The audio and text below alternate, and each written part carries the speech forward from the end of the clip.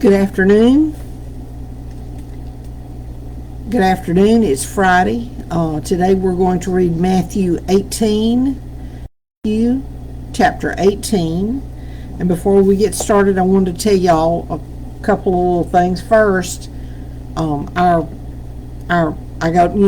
I go to Lifeline Church, and we have what we call pulse groups, which is small groups. And we're starting the new one Monday night, studying the book of Esther. And I believe it's either 5 or 6 lessons, maybe 7.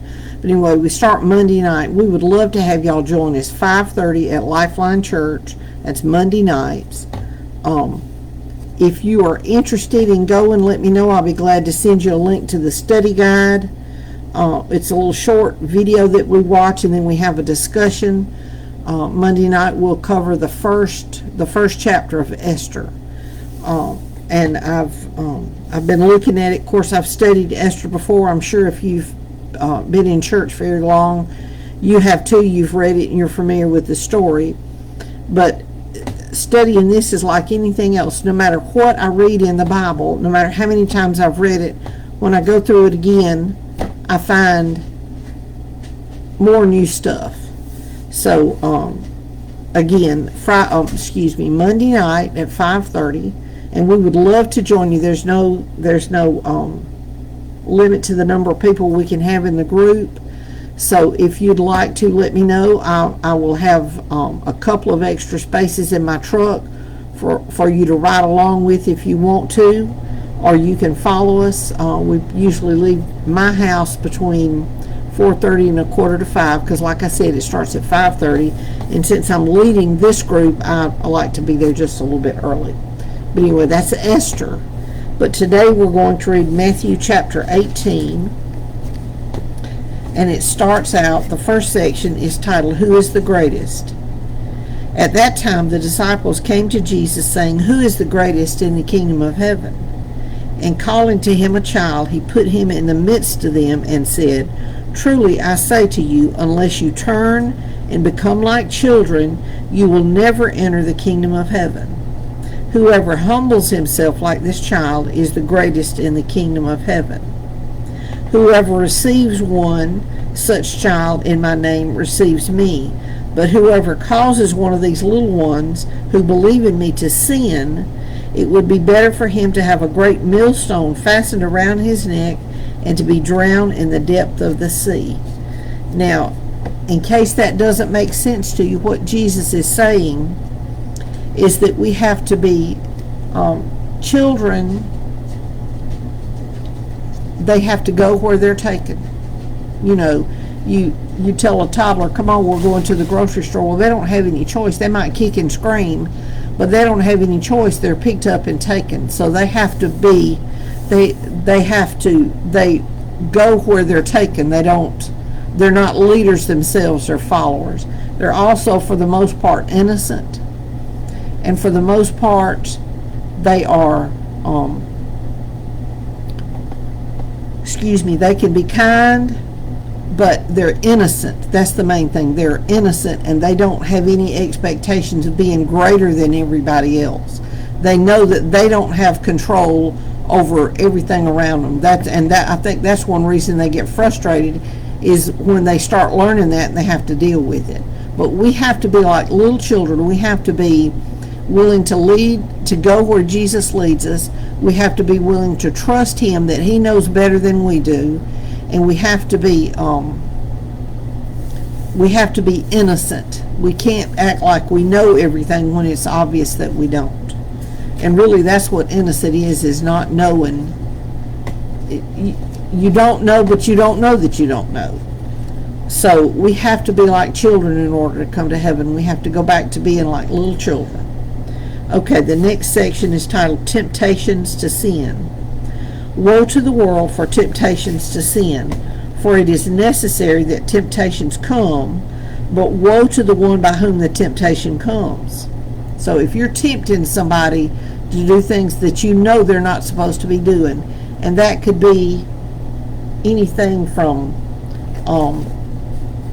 I have some friends who struggle with alcohol, with drugs, with other substances, and they know they have a problem with it, and I know they have a problem with it. Well, what kind of a friend, what kind of a person would I be to say, oh, it's okay, just go ahead this one time. Come on, I'll buy you a beer, I'll buy you a drink. I have to be responsible to myself and to them, not to lead them into a place where they don't need to be. And that goes with any kind of sin, any kind of temptation. If your hand if your hand or your foot causes you to sin, cut it off and throw it away. It is better for you to enter the inner life crippled or lame than with 2 hands or 2 feet to be thrown into the eternal fire. And if your eye causes you to sin, tear it out and throw it away. It is better for you to enter life with 1 eye than with 2 eyes to be thrown into the hell of fire. And let me say a little bit about that.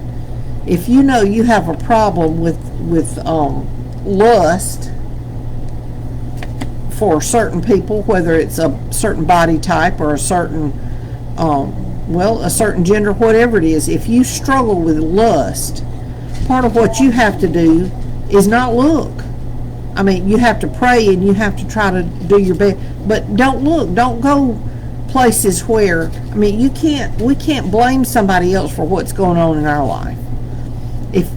If we go to the mall and we see women, if you struggle with lusting after women and you go to places like the mall or any store where you know women hang out that dress like that, that's on you. That's not on them. That's on you.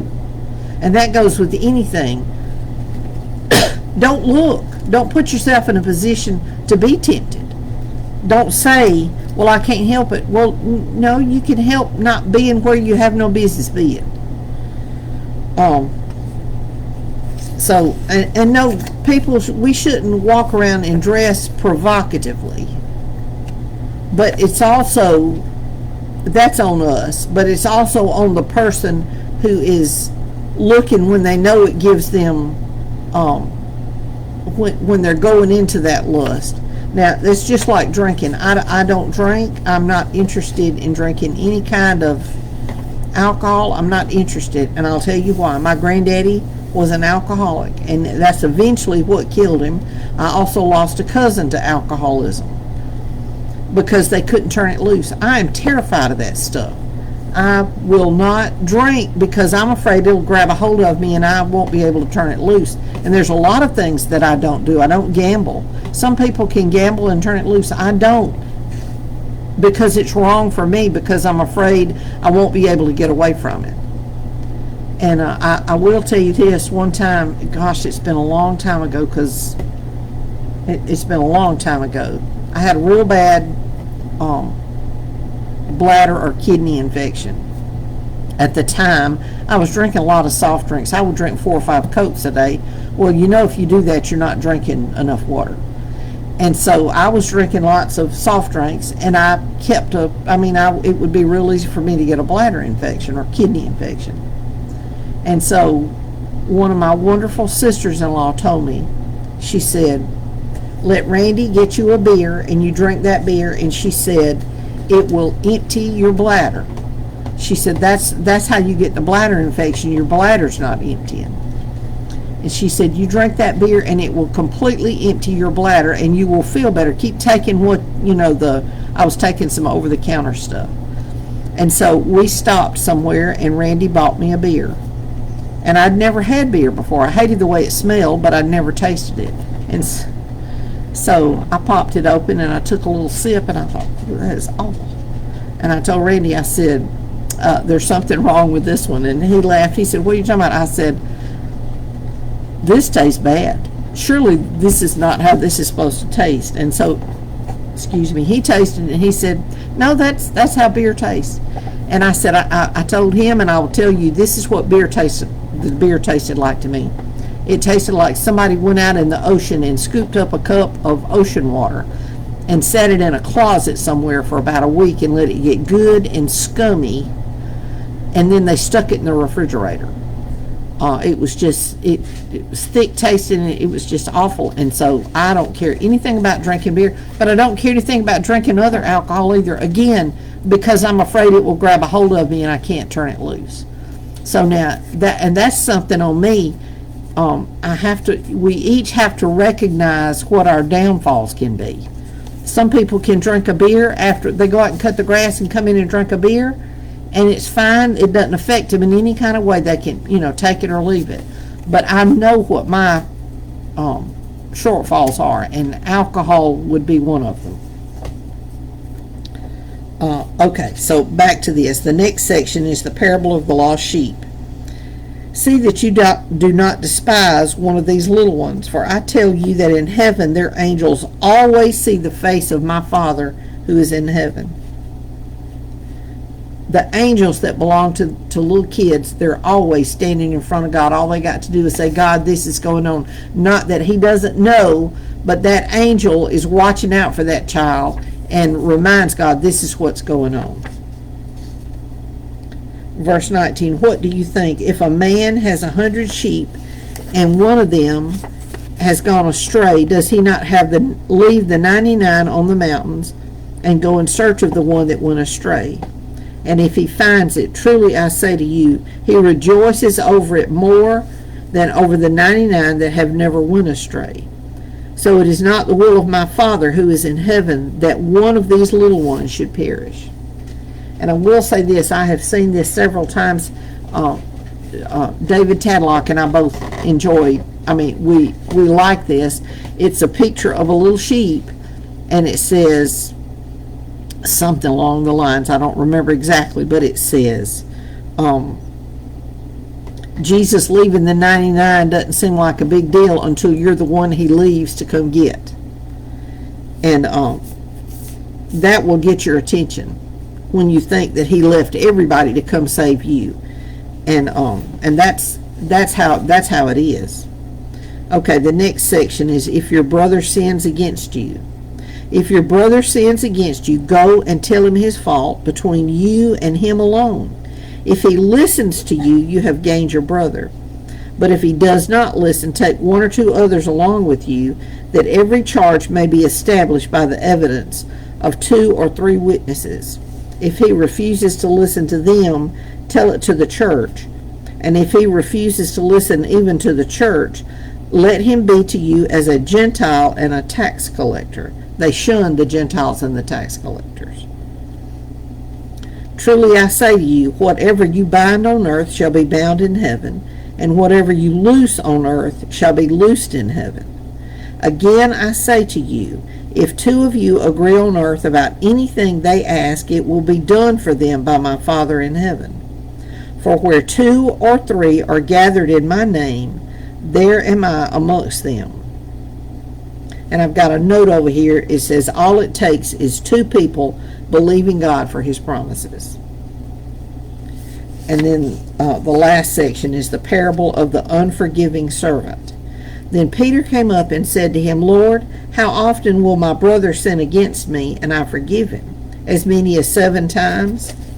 Jesus said to him, I do not say to you 7 times, but 77 times. And I will say this, we talked about this in a small group or something, and the problem is if you're counting, you're not forgiving. If somebody does something to you and you say, okay, I'm forgiving you this time, this is 1, if you're counting, you're not really forgiving. And I think that's the point of this. Don't keep score, just keep forgiving. Therefore, the kingdom of heaven may be compared to a king who wished to settle accounts with his servants. When he began to settle, one was brought to him who owed him 10,000 talents. And since he could not pay, his master ordered him to be sold with his wife and children and all that he had, and payment to be made. So the servant fell on his knees, imploring him, have patience with me, and I will pay you everything. Now, if I'm not mistaken, 10,000 talents, if I'm not mistaken, now I may be doing this wrong, a talent was a year's wages, so he owed 10,000 years' wages. So now just listen to this next thing. And out of pity for him, the master of that servant released him and forgave him the debt.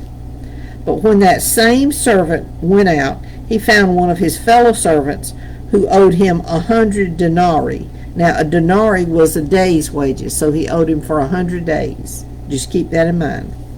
And seizing him, he began to choke him, saying, "Pay what you owe." So this fellow servant fell down and pleaded with him, "Have patience with me, and I will pay you." He refused and went and put him in prison until he should pay back the debt. When his fellow servants saw what had taken place, they were greatly distressed, and they went and reported to their master all that had taken place. Then his master summoned him and said to him, "You wicked servant, I forgave you all that debt because you pleaded with me. And should not you have had mercy on your fellow servant, as I had mercy on you?" And in anger his master delivered him to the jailers until he should pay all his debts. So also my Father will do to every one of you if you do not forgive your brothers from your heart. And again, it goes back to it goes back to that heart attitude. When you forgive somebody, and I listen, it takes a long time to forgive people sometimes. Somebody has done something really bad to you, or even worse, to your children or your family. It's hard to forgive them. But forgiveness is not for that person, it's for you. You're the one who's dwelling on it. And I'm speaking from experience here now, y'all. I'm not saying anything. I'm telling you how I was. There were people that I needed to forgive, and it took me, and some people I'm still dealing with. But I have found a way to do better, and that is to pray for them and ask God to give them some of my blessings. And I know that's not how God works, but that gets my heart in an attitude of I need to pray for them and want what's best for them. Even if I never speak to them again, if they never speak to me again, I need to want what's best for them, just like I want what's best for me and mine.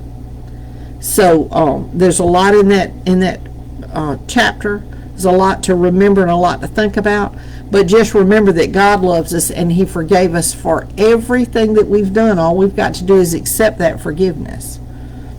God does His part, and we have to do our part. Ours is not very much. But just as a thing, like I said, anytime you get to thinking about how bad somebody has treated you and you don't want to forgive them, take a few minutes and consider what you have done that God has forgiven you for. And that should get your heart kind of in a more repentant mode. But anyway, that was chapter 18. Today is Friday. I'm probably going to get up early in the morning and do my live early in the morning, because I have to leave kind of quick. I've got big plans for the day. I'm got some pretty special people I get to go see. So thank y'all for joining me again, and I will see y'all in the morning.